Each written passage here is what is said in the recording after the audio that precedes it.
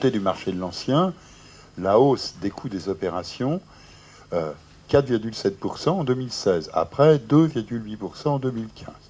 Si on prend par exemple quatrième trimestre 2015, le coût d'un achat dans l'ancien, c'est 246 000 euros. Au quatrième trimestre 2016, on est à 262 200 euros. Bon. Alors, dans le même temps, les revenus des ménages, ils ont faiblement augmenté. Ils avaient baissé dans le neuf, ils ont faiblement augmenté dans l'ancien. Mais bon, 0,3% d'augmentation, après 1,9% en 2015, c'est une très faible augmentation. L'un dans l'autre, ça fait que, de toute façon, on a un apport personnel qui n'a pratiquement pas augmenté, moins 0,3% sur l'ensemble de l'année. On était à moins 5,3% en 2015.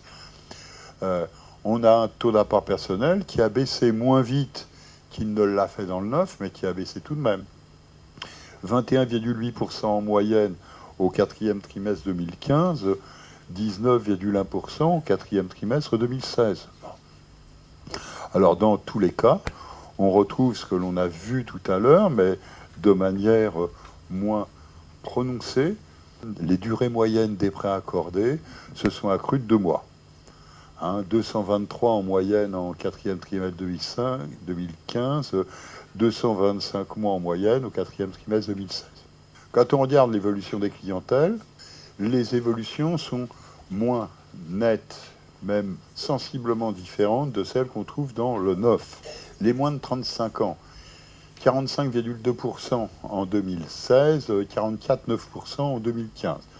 Ça signifie que sur un marché de l'accession où les effectifs progressent de 6,6% en 2016, on a finalement des moins de 35 ans avec une progression tout de même de 7,3%. Progression un peu moins, mais comparable à celle qu'on trouve dans le neuf. En revanche, quand on regarde du côté des moins de 3 SMIC, la part des moins de 3 SMIC, 36,5 contre 36,8, ça signifie qu'on est en augmentation de 5,7%.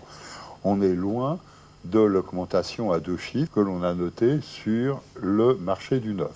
Ça signifie que dans le marché de l'ancien aussi, on a augmentation du nombre de ménages jeunes modestes, du nombre de primo-accédants, même si l'augmentation est moins rapide que celle qu'on a vue dans le neuf. Il n'y a pas de surprise. On a des coûts d'opération qui ont progressé très vite.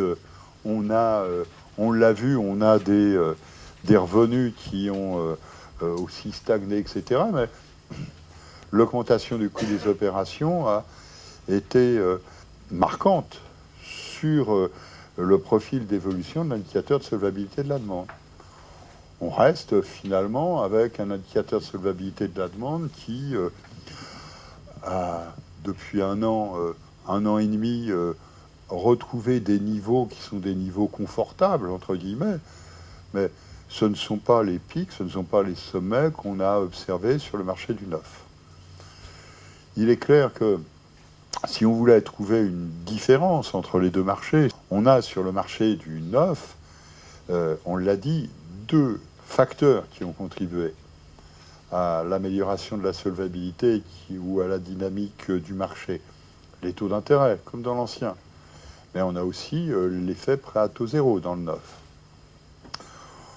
Dans le neuf, on a un pourcentage d'accédants à la propriété, plus de 40% qui ont bénéficié en 2016 d'un prêt à taux zéro. Si on prend l'ancien, on est à 4%. Donc ça signifie qu'on a évidemment une conséquence sur l'indicateur de solvabilité de la demande. Alors du côté de l'évolution de la production de crédit, moindre dynamisme, 4% d'augmentation sur la production en 2016, toujours moins 2,8% sur le nombre de prêts accordés.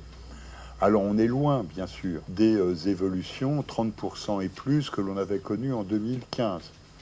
Même si c'est une bonne année, Pour autant, le nombre de prêts n'a pas en 2016 retrouvé le niveau qui était le sien en 2015.